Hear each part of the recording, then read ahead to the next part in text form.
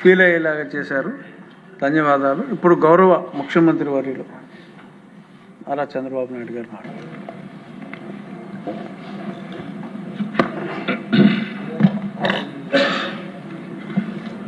అధ్యక్ష,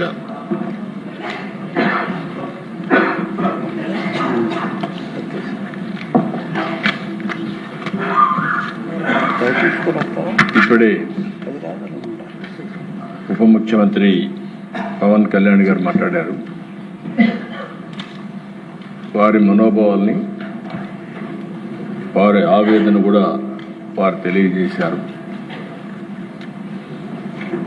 ఇక్కడ ఉండే వాళ్ళే కాకుండా ఈ రాష్ట్రంలో మనం అందరం కూడా రిపీటెడ్గా వెంకటేశ్వర స్వామి దగ్గరికి వెళ్ళి ఆయన మొక్కుకుని, తద్వారా మనం ఏ బాధ ఉన్నా ఏ ఇబ్బంది ఉన్నా ఆయనకు అప్పచెప్పే పరిస్థితుంది. అయితే దిశ 1924 చాలాసార్లు ఆవేదన చెందాం, బాధపడ్డాం. బాధపడిన తర్వాత చాలా ప్రొటెస్ట్ కూడా చేశాం. రాష్ట్రంలో వెంకటేశ్వర స్వామికి అన్యాయం జరుగుతూ ఉంది, దేవాలయాల పైన దాడులు జరుగుతున్నాయి. ఎవరన్నా ఎదిరించి మాట్లాడితే వాళ్ళందరి మీద విపరీతమైనటువంటి కేసులు పెట్టి హెరాస్ చేసే పరిస్థితి వచ్చింది. నేను కూడా ఒక బాధితుడిని.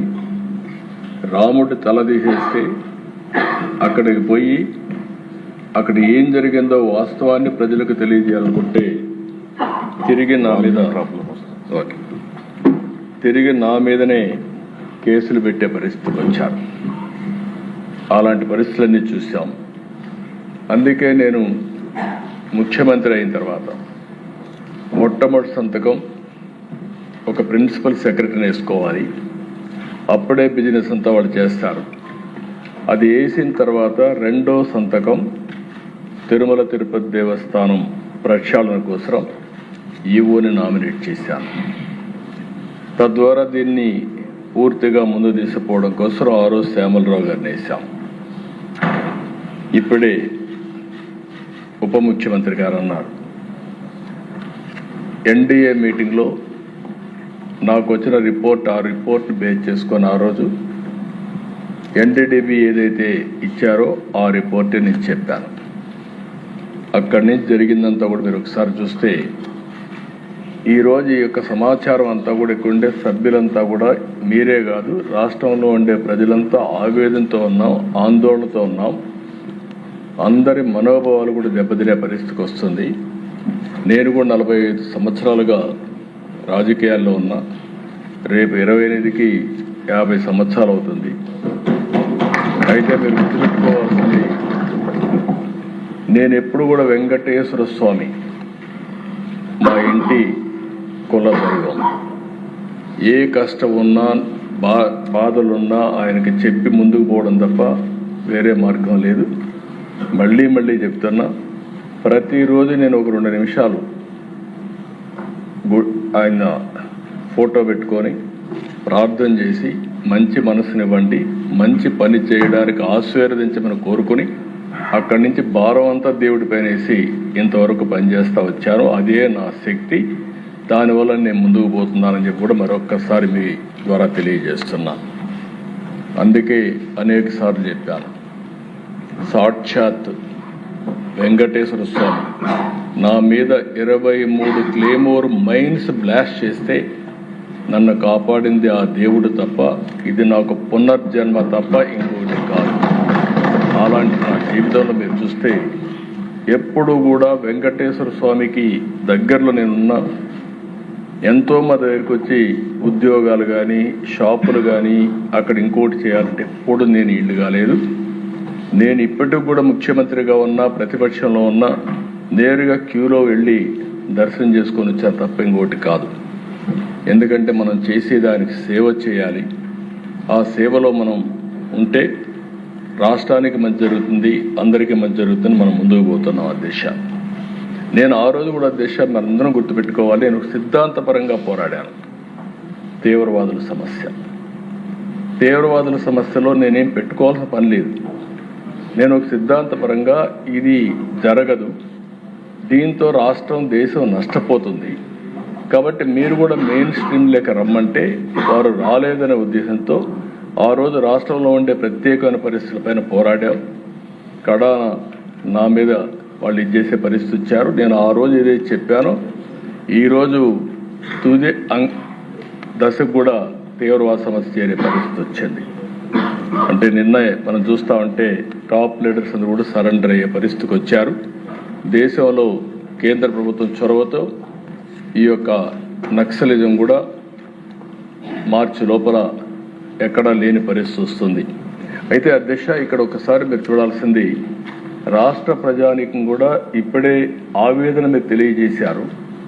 అందులో ఉండే కుట్రపూరితమైనటువంటి చర్యలు కూడా మనం గుర్తుపెట్టుకోవాలి. నేను ఒక లడ్డు విషయమే నేను మాట్లాడడం లేదు. ఈ రాష్ట్రంలో బ్రిటిష్ వాళ్ళు పరిపాలించినప్పుడు కూడా వెంకటేశ్వర స్వామి జోలికి రాలేదు.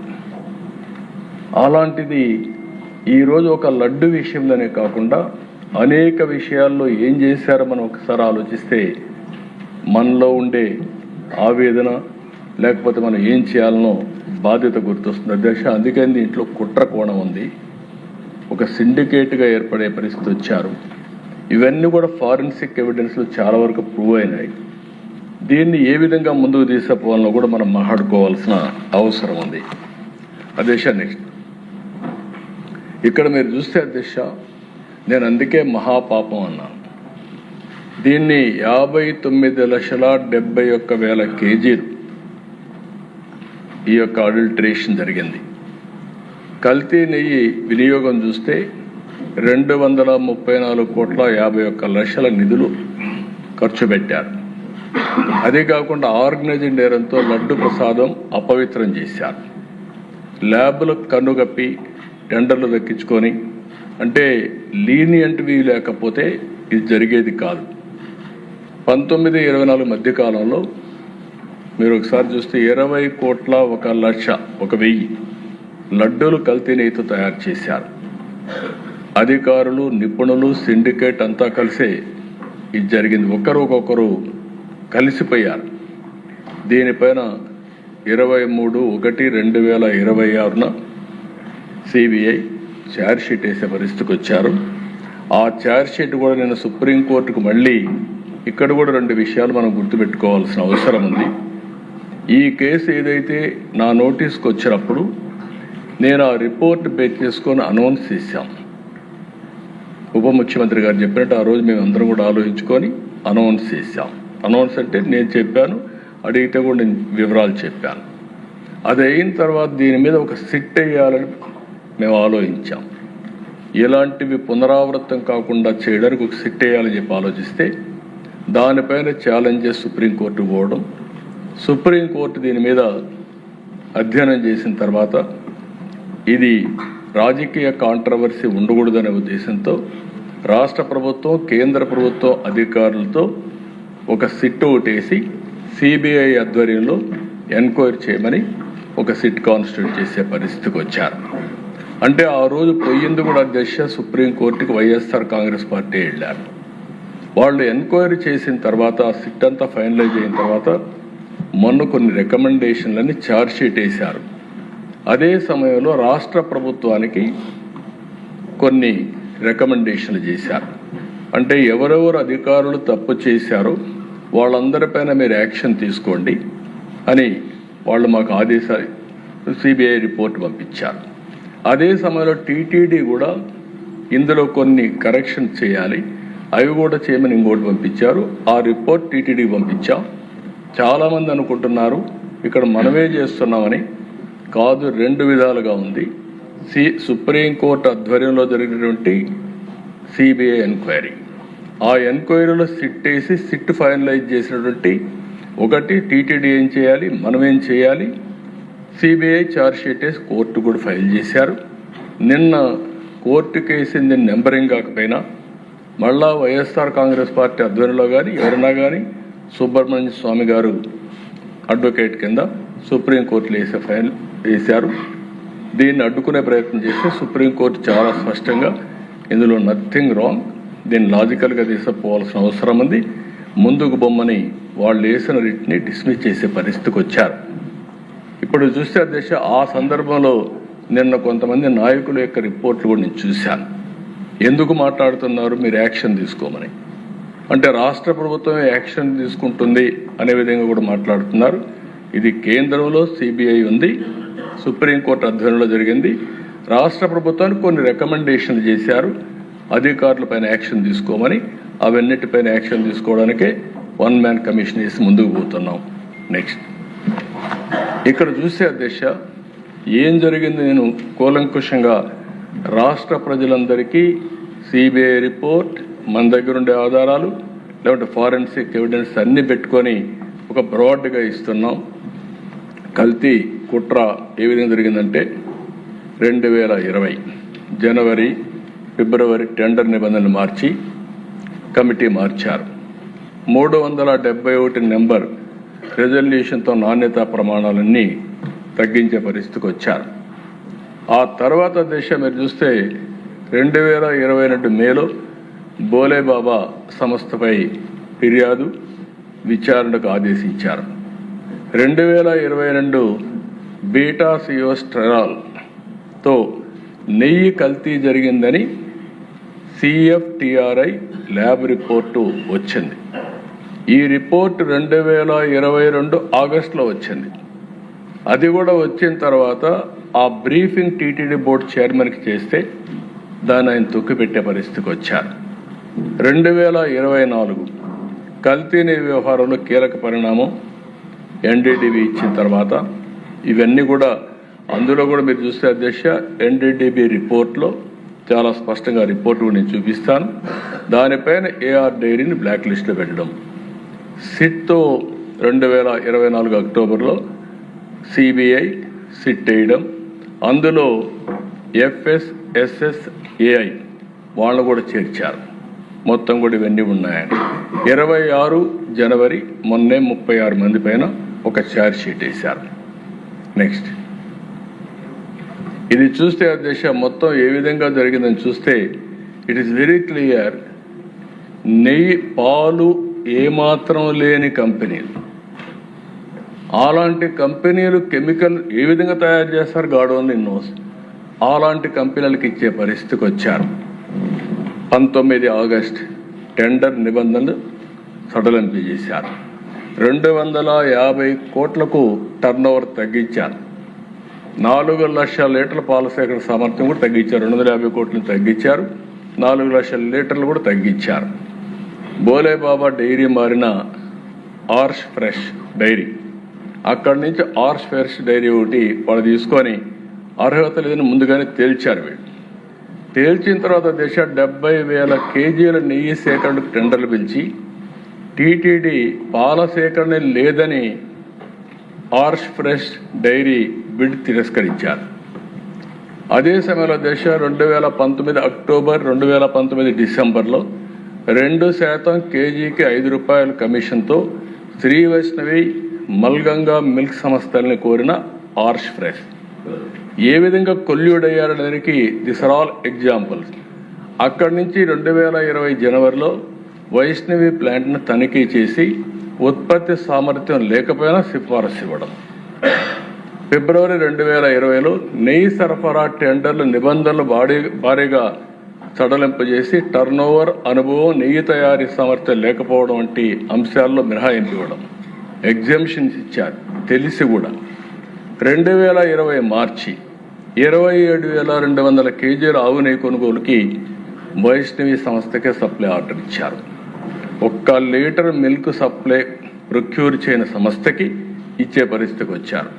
21 మార్చి వైష్ణవి ట్యాంకర్ను పరిశీలించి సరఫరాకు అనుమతించిన RSSVR Subrahmanyam, doctor Venkataswamy Venkata Subrahmanyam. 21 July September 28లో బోలేబాబాగా మారిన ఆర్ష్ ఫ్రెష్ సంస్థ, బోలేబాబా సంస్థనే ఆర్ష్ ఫ్రెష్గా మారి అక్కడి నుంచి కల్తీకి ఆర్ష్ ఫ్రెష్ డైరీ ఫుడ్స్ నూనె సరఫరా కొనడం ఎన్ని చేశారు. నెక్స్ట్ ఇక్కడి నుంచి చూస్తే అధ్యక్ష 2021 నవంబర్ 20,50,000 కేజీల నెయ్యికి టీటీడీ టెండర్లు. కేజీకి 329 రూపాయలు చొప్పున బోలేబాబాకు నెయ్యి సప్లై ఆర్డర్ ఇచ్చారు. బోలేబాబాని లంచం అడిగిన చిన్నప్పన్న అంగీకరించని బోలేబాబా తనిఖీకి టీటీడీ అక్కడి నుంచి ఆ జిఎం పైన ఒత్తిడి, టీటీడీ జిఎం పైన ఒత్తిడి, ఇవన్నీ జరిగాయి. 2022 జూన్ ఫతేపూర్లోని బోలేబాబా ప్లాంట్ తనిఖీ చేసిన టీటీడీ బోలేబాబాపై అనర్హత వేటు. డబ్బులు ఇవ్వడానికి అప్పట్లో బోలేబాబాను తీసేశారు, కానీ నెయ్యి మాత్రం ఇన్ఫీరియర్ క్వాలిటీని అప్పుడు కూడా ఐడెంటిఫై చేయలేకపోయారు.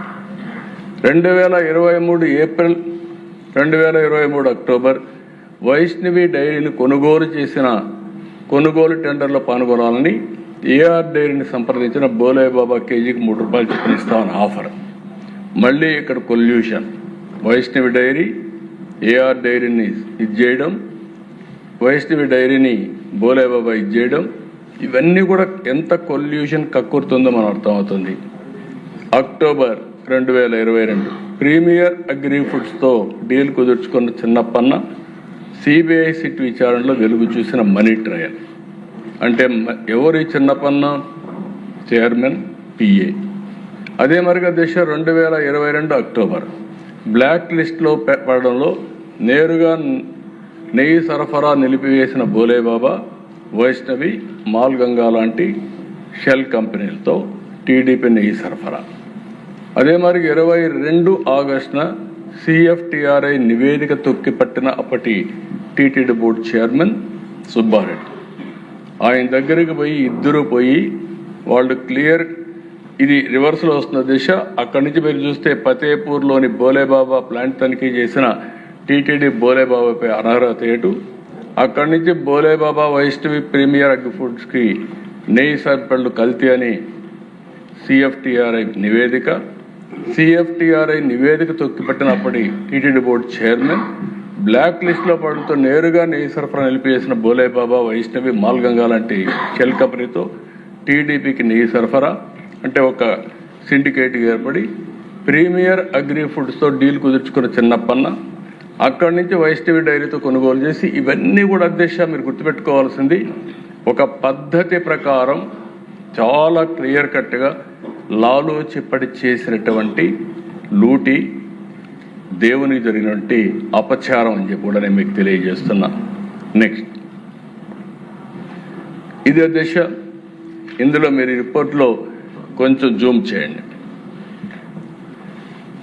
ఇక్కడ సిఎఫ్టిఆర్ఐ రిపోర్ట్ 2022 రెడ్ మార్క్ మీరు ఒకసారి చూస్తే టెస్ట్ ఫార్ కొద్ది కిందికి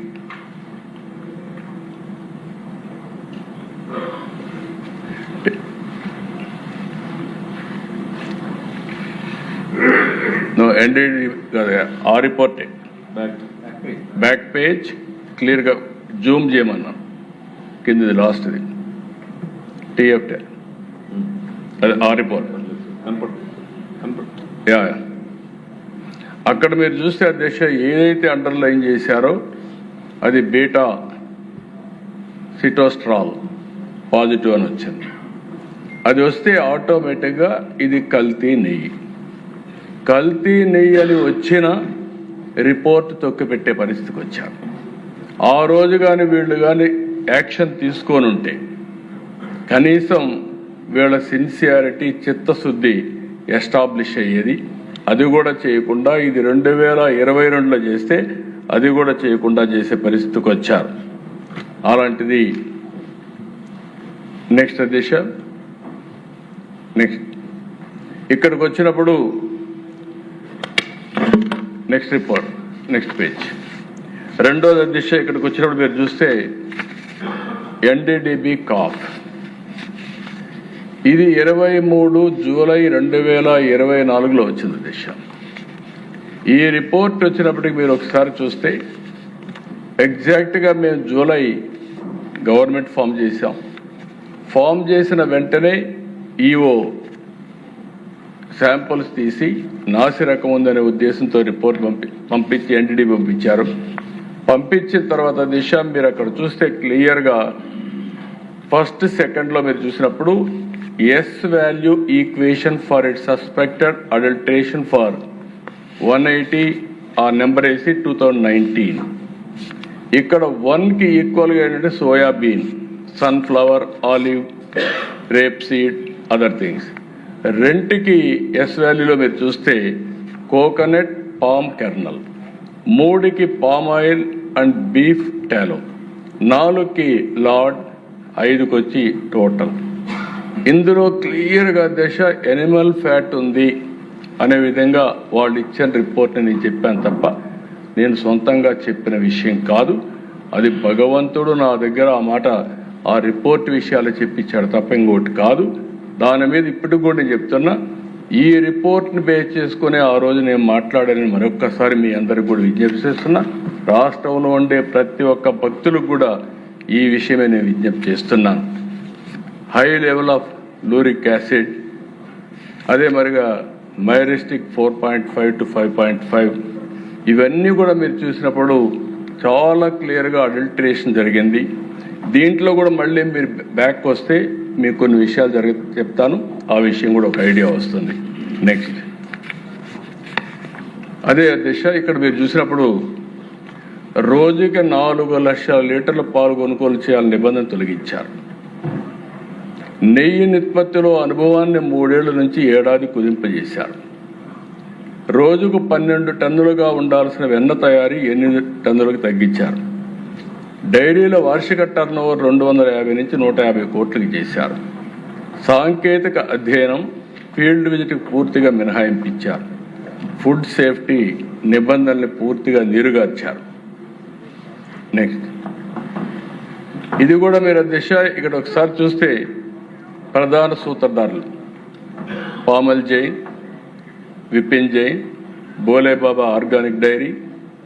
ఇది కూడా మనం గుర్తుపెట్టుకోవాలి. There are 2 dairies, Bole Baba organic dairy and Bole Baba foods limited. ఈ పక్కన మీరు గుర్తుపెట్టుకుంటే దిశ నెయ్యి సరఫరా చేసిన షెల్ కంపెనీలు AR dairy, Vaishnavi dairy, మాల్గంగా milks. ఆ పక్క కల్తీకి సహకరించిన వ్యక్తులు కల్తీ నెయ్యికి రసాయనాల సరఫరా అజయ్ కుమార్ సుగన్, మహేష్ కుమార్ రోహెరా, వీళ్ళందరూ ఉన్నారు. బ్యాంక్ అకౌంట్లో 4,69,00,000 రూపాయలు లంచం డబ్బుతో దొరికిపోయిన TTD board chairman PA Chinnappanna కల్తీ నెయ్యి సరఫరాకి సహకారం అందించింది కూడా చిన్నప్పన్న అని చెప్పి చాలా స్పష్టంగా మనకు ఒక ఐడియా వస్తుంది. నెక్స్ట్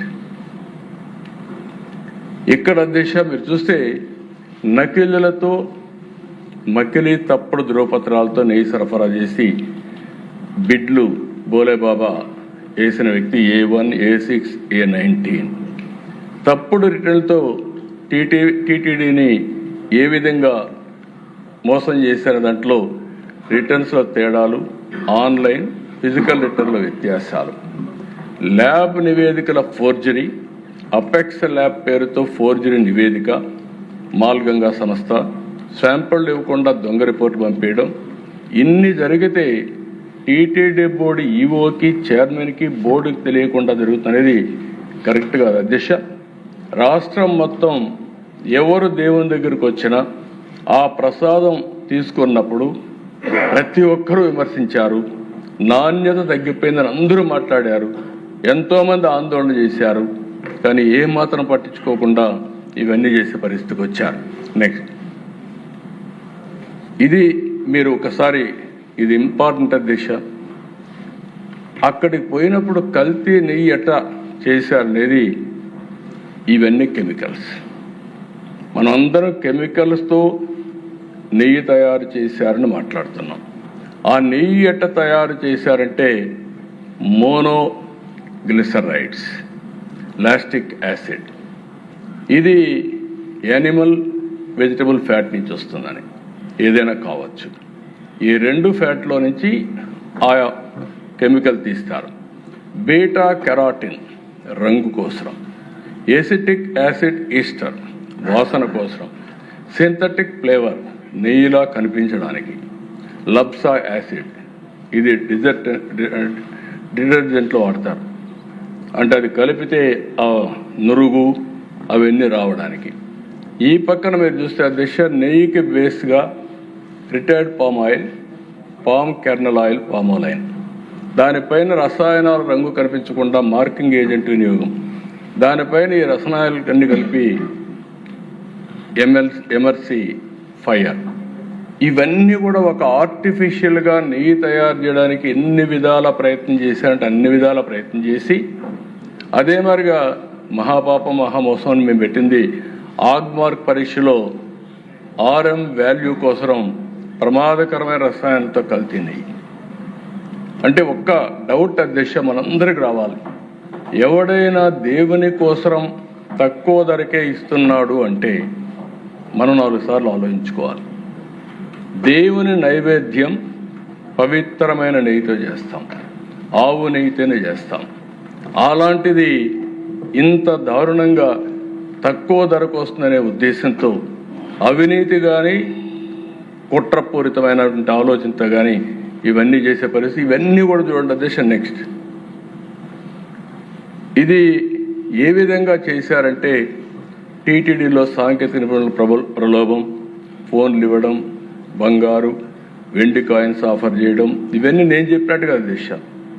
ఇవన్నీ కూడా ఏదైతే ఛార్జ్షీట్ వేశారో ఛార్జ్షీట్లో వేసినటువంటి విషయాలన్నీ ప్లాంట్ తనిఖీల్లో అనుకూల నివేదికలు ఇప్పించిన టీటీడీ నిపుణులు బత్తుల సురేంద్రనాథ్, డాక్టర్ కులకర్ణి, జయరాజా రావులకి లంచాలేరా, కిలో నెయ్యి 25 రూపాయలు డిమాండ్ చేసిన చిన్నప్పన్న, అదే సమయం నెగటివ్ రిపోర్టు తొక్కిపెట్టిన గోడౌన్ సిబ్బంది, ఇవన్నీ కూడా ఒక పద్ధతి ప్రకారం వాళ్ళందరికీ ప్రోటోకాల్ దర్శనాలు, ఇవన్నీ చేసి ఎంత మ్యానిపులేషన్ చేశారంటే ఒకసారి తలుచుకుంటేనే బాధ, ఆవేదన, ఆవేశం కూడా వస్తుంది దిశ.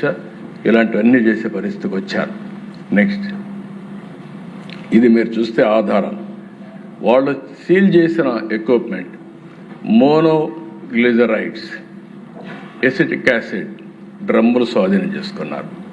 వాట్సాప్ చాట్లు, ఫేక్ ఇన్వాయిస్, ఖాళీ రసీదులు స్వాధీనం చేసుకున్నారు. లంచాల వివరాలతో డైరీలు సీజ్ చేశారు. లంచంగా ఇచ్చిన ఖరీదైన ఫోన్లు దొరకపుచ్చుకున్న సెట్, ఇవన్నీ కూడా మీరు చూసినప్పుడు ఇలాంటి ఆధారాలని అసలు అక్కడ పాలే సేకరించనివైన, అంటే కెమికల్ సేకరించి ఆ కెమికల్స్తో నెయ్యి తయారు చేస్తే ఇంకా బుకాయించే పరిస్థితికి వచ్చారంటే మనం అందరం ఆలోచించుకోవాల్సిన అవసరం ఉంది. నెక్స్ట్ ఇక్కడ దిశ ఎవరైనా పట్టుకున్నారు, అవన్నీ ఇచ్చారు. కేసులు కూడా పెట్టింది IPC సెక్షన్ 120B నేరపూరిత కుట్ర, IPC సెక్షన్ 272/273 ఆహార కల్తీ, IPC సెక్షన్ 420 మోసం, IPC సెక్షన్ 295A మనోభావాలు దెబ్బతీసే విధంగా ప్రవర్తన, TC యాక్ట్ అవినీతి లంచాలు తీసుకోవడం, ఇవన్నీ కూడా పెట్టారు. నెక్స్ట్ ఇక్కడ దిశ ఇన్ని జరిగితే అదే బాధ, ఆవేదన. నేను అందుకే కుట్ర అంటున్నా. ఎవరైనా సరే తప్పు జరిగితే అందులో కూడా దేవుని దగ్గర తప్పు జరిగినప్పుడు, అపచారం జరిగినప్పుడు బేషరతుగా రాజకీయ పార్టీ కూడా ఒప్పుకొని తీరాలి. అట్లా ఒప్పుకోకుండా బుకాయించడం మీరు చూస్తారా దిశ? ఒకసారి ఆ వీడియో చూపించండి. ఈ NDDP సర్టిఫికెట్, NDRI సర్టిఫికెట్ రెండు కూడా పెట్టి